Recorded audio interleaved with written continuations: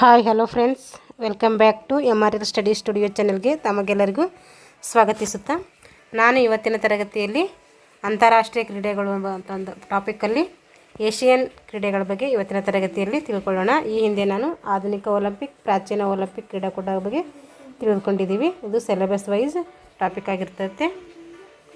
ಇದು ಯಾರ ದೈಹಿಕ ಶಿಕ್ಷಣ ಶಿಕ್ಷಕರ ನೇಮಕಾತಿಗೆ ಪೂರ್ವ ಸಿದ್ಧತೆಯನ್ನು ಮಾಡ್ಕೊಳ್ತಾ ಇದ್ದೀರೋ ಅವರಿಗೆ ಈ ವಿಡಿಯೋಗಳು ಯೂಸ್ಫುಲ್ ಆಗುತ್ತೆ ಅಂತ ಹೇಳ್ತಾ ಇವತ್ತಿನ ತರಗತಿಯನ್ನು ಪ್ರಾರಂಭಿಸೋಣ.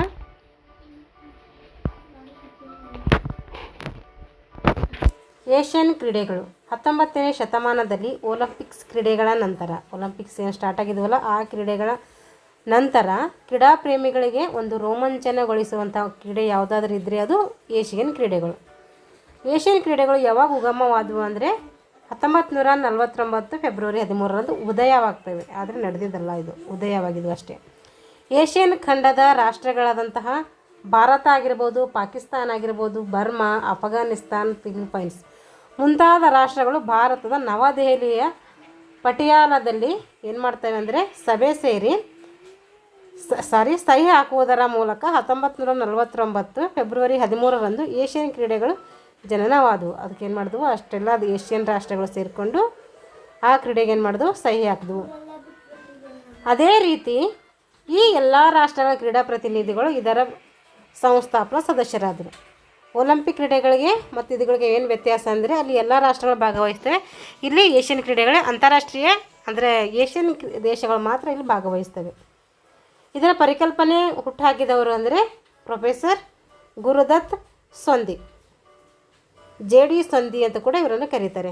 ಅದರಿಂದ ಏಷ್ಯನ್ ಕ್ರೀಡೆಯ ಪಿತಾಮಹ ಯಾರಂದರೆ JD ಸಂಧಿಯವರು. ಯಾಕಂದರೆ ಇದ್ರ ಪರಿಕಲ್ಪನೆ ಕೊಟ್ಟವರೇ ಅವರಲ್ವ, ಅದಕ್ಕೆ ಅವರಿಗೆ ಪಿತಾಮಹ ಅಂತೇಳಿ ಕರಿತೀವಿ. ಭಾರತದಲ್ಲಿ ಏಷ್ಯನ್ ಗೇಮ್ಸ್ ಪ್ರಾರಂಭಿಸಿದವರು ಕೂಡ JD ಸಂಧಿಯವರು. ಭಾರತದಲ್ಲಿ ಏಷ್ಯನ್ ಕ್ರೀಡೆಗಳು ಹುಟ್ಟುಹಾಕಿದವರು ಯಾರಂದರೆ ಅದು ಜವಾಹರ್ಲಾಲ್ ನೆಹರೂರವರು. ಇದರ ಉದ್ದೇಶ ಏನಂದರೆ ಎವರ್ ಆನ್ವರ್ಡ್ ಅಂದರೆ ಶಾಶ್ವತವಾಗಿ ಮುಂದೆ, ಅಂದರೆ ಇದರ ಗುರಿ ವಾಕ್ಯ ಏನು, ಎಂದೂ ಮುಂದೆ ಅಂತ ಅರ್ಥ. ಇದು ಎವರ್ ಆನ್ವರ್ಡ್ ಅಂದರೆ ಎಂದಿಗೂ ಮುಂದೆ ಅಂತ ಇದರ ಧ್ಯೇಯ ವಾಕ್ಯ.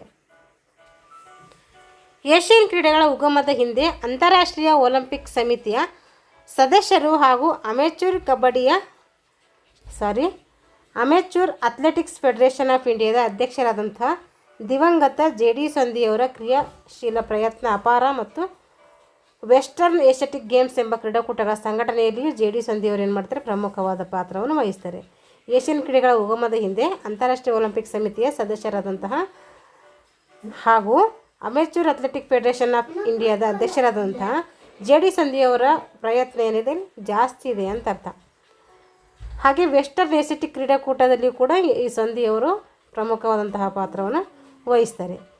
ಇದರ ಮೊದಲ ಏಷ್ಯಾದಲ್ಲಿ ಕ್ರೀಡಾ ಚಟುವಟಿಕೆಗಳನ್ನು ಪ್ರಸಾರ ಮಾಡುತ್ತಿದ್ದ ಸಂಸ್ಥೆಗಳಲ್ಲಿ ಮೊದಲನೆಯದು ಯಾವುದಾದರೆ ದ ಫಾರ್ ವೆಸ್ಟರ್ನ್ ಗೇಮ್ಸ್. ಈ ಸಂಸ್ಥೆಯಿಂದ 19ನೇ ಶತಮಾನದಲ್ಲಿ ಪ್ರಾರಂಭವಾದಂತಹ 3 ದಶಕಗಳವರೆಗೆ ಜಪಾನ್, ಚೀನಾ, ಫಿಲಿಪೈನ್ಸ್ ಮುಂತಾದ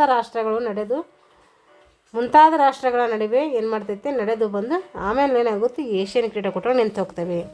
19ನೇ ಶತಮಾನದ ಪ್ರಾರಂಭದಲ್ಲಿ 3 ದಶಕಗಳವರೆಗೆ ಏನು ಮಾಡ್ತು, ಜಪಾನ್, ಚೀನಾ, ಫಿಲಿಪೈನ್ಸ್ ಎಲ್ಲ ರಾಷ್ಟ್ರಗಳಲ್ಲಿ ಏಷ್ಯನ್ ಕ್ರೀಡೆಗಳು ನಡೆದು ಆಮೇಲೆ ಏನಾದವು, ನಿಂತು ಹೋದವು. ಮುಂದೆ 1934ರಿಂದ ಸಿಯಾಜ್ ಹಾಗೂ ವೆಸ್ಟ್ ಸಿಂಗಾಪುರ್ ಮುಂತಾದ ರಾಷ್ಟ್ರಗಳಲ್ಲಿ ಕ್ರೀಡೆಗಳನ್ನು ಸಂಘಟಿಸುವ ಉದ್ದೇಶದಿಂದ ವೆಸ್ಟರ್ನ್ ಏಷ್ಯಾಟಿಕ್ ಗೇಮ್ಸ್ ಎಂಬ ಕ್ರೀಡಾ ಸಂಸ್ಥೆ ಏನು ಮಾಡ್ತದಂತಂದರೆ 2ನೇ ಮಹಾಯುದ್ಧದ ಕಾರಣದಿಂದ ಅಲ್ಪಾವಧಿಯಲ್ಲಿ ಏನು ಮಾಡುತ್ತೆ, ಇದನ್ನು ಏನು ಮಾಡ್ತದೆ, ಈ ಗೇಮ್ಸನ್ನು ನಿಲ್ಲಿಸ್ತೈತಿ. ಈ ರೀತಿಯ ಏಷ್ಯನ್ ಕ್ರೀಡಾಕೂಟಗಳು 2 ಕ್ರೀಡಾ ಸಂಸ್ಥೆಗಳು ಕ್ರೀಡಾ ಸಂಘಟನೆಗಳನ್ನು ನಿಲ್ಲಿಸಿದಾಗ 1947ರಲ್ಲಿ ಆಗಿನ ಪ್ರಧಾನಿಗಳಾದಂತಹ ಪಂಡಿತ್ ಜವಾಹರ್ಲಾಲ್ ನೆಹರು ಅವರು ಅವರ ಸಮ್ಮುಖದಲ್ಲಿ ಏಷ್ಯನ್ ಕ್ರೀಡೆಗಳಿಗೆ ಸಭೆ ಕರೀತಾರೆ. ಸಭೆ ಕರೆದು ಏನು ಮಾಡ್ತಾರೆ ಅಂತಂದರೆ ಅದರ ಜವಾಬ್ದಾರಿಯನ್ನು JD ಸಂಧಿಯವರಿಗೆ ವಹಿಸ್ತಾರೆ. ನಂತರ ಎಲ್ಲರ ಸಹಕಾರವನ್ನು ಪಡೆದು 1948ರಲ್ಲಿ ಲಂಡನ್ನಲ್ಲಿ ಒಲಿಂಪಿಕ್ ಕ್ರೀಡೆಗಳು ನಡೆದ ಸಂದರ್ಭದಲ್ಲಿ ಈ ಬಗ್ಗೆ ಏನು ಮಾಡ್ತಾರೆ, ಚರ್ಚೆ ಮಾಡ್ತಾರೆ. ಈ ಏಷ್ಯನ್ ಕ್ರೀಡಾಕೂಟಗಳ ಬಗ್ಗೆ ಚರ್ಚೆ ನಡೆಸಬೇಕಾ ಬೇಡ, ಅದ್ರ ಬಗ್ಗೆ ಏನು ಮಾಡ್ತಾರೆ ಅಂದರೆ ಅಲ್ಲಿ ಚರ್ಚೆಗಳನ್ನು ಮಾಡ್ತಾರೆ. ಏಷ್ಯನ್ ಗೇಮ್ಸ್ ಫೆಡರೇಷನ್ ಎಂಬ ಶಾಶ್ವತವಾದಂತಹ ಒಂದು ನೂತನ ಸಂಘಟನೆಯನ್ನು ರಚನೆ ಮಾಡ್ತಾರೆ ಇವರು ಜೆ ಡಿ ಸಂಧಿಯವರು.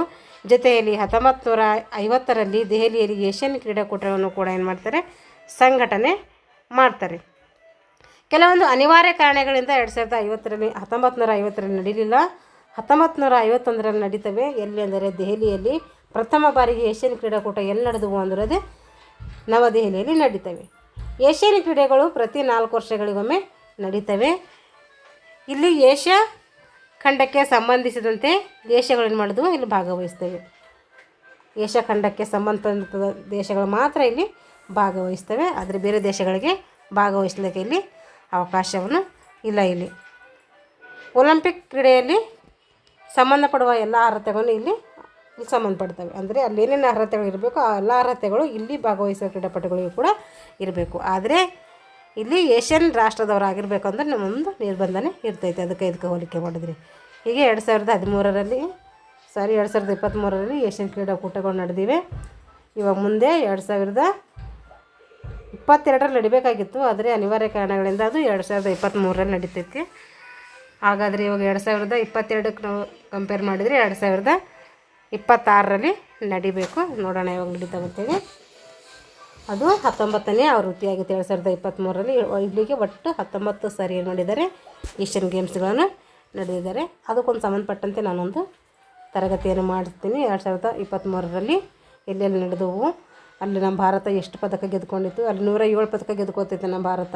28 ಚಿನ್ನ ಗೆದ್ದುಕೊಳ್ಳುತ್ತೆ, 39 ಏನು ಬೆಳ್ಳಿ ಗೆದ್ದುಕೊಳ್ಳುತ್ತೆ, ಮುಖ್ಯರೋದು ಏನು ಮಾಡ್ತೈತೆ ಕಂಚು ಗೆದ್ದುಕೊಳ್ಳೋ. ಒಟ್ಟು 107 ಪದಕಗಳನ್ನು ನಮ್ಮ ಭಾರತ ದೇಶದಲ್ಲಿ ಪಡ್ಕೊಳ್ತೀವಿ. ಅದ್ರ ಬಗ್ಗೆ ಒಂದು ವಿಡಿಯೋ ಮಾಡ್ತೀನಿ ಸಂಬಂಧಪಟ್ಟಂತೆ. ಅದೊಂದು ಕರೆಂಟ್ ಇವೆಂಟ್ಸ್ ಥರ. ಇಲ್ಲಿಗೆ ಏನು ಮಾಡೋಣ ಅಂದರೆ ಈ ತರಗತಿಯನ್ನು ಮುಗಿಸೋಣ. ಮುಂದಿನ ಒಂದು ತರಗತಿಯಲ್ಲಿ ಕಾಮನ್ವೆಲ್ತ್ ಗೇಮ್ಸ್ ಬಗ್ಗೆ ನೋಡೋಣ ಅಂತ ಹೇಳ್ತಾ ಇಲ್ಲಿಗೆ ಈ ತರಗತಿಯನ್ನು ಮುಗಿಸ್ತಾ ಇದ್ದೀನಿ. Thanks for watching all.